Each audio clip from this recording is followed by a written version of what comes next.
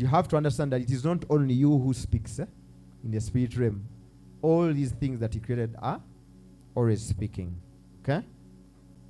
So, again, I saw a location, and this time ice was flowing like a slide. And the Lord said, that's how much my abundance of grace is willing to overload my people. But some nations would rather partner with the enemy to block my pure agenda using the whatever of ice.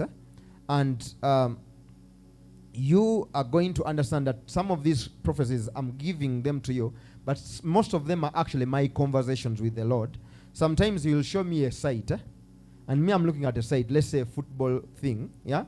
And then it tells me something about that match. The world's biggest iceberg, which is almost 4 times the size of Canberra, has run aground near a remote island off Antarctica. The trillion-ton slab of ice, named A23A, now poses a risk to millions of marine animals. A megaberg near the island of South Georgia. It looks like it's the horizon, but it's not.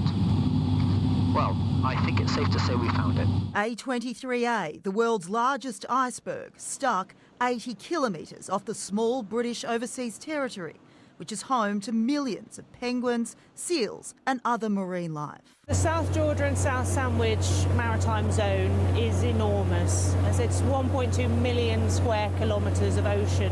It's a vast area. But A23A isn't small either. It's almost 4 times the size of Canberra, at more than 3,100 square kilometres. It's nearly 300 metres tall, not far off Melbourne's Eureka Tower.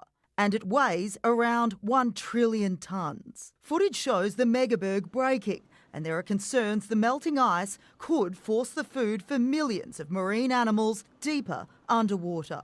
The megaberg's movements are a reminder of Antarctica's rapidly melting ice caused by global warming. In 1986, A23A broke off from Antarctica but remained aground in the Weddell Sea until 2020, when it started moving north. 5 years on, the huge slab of ice has now halted, but for how long?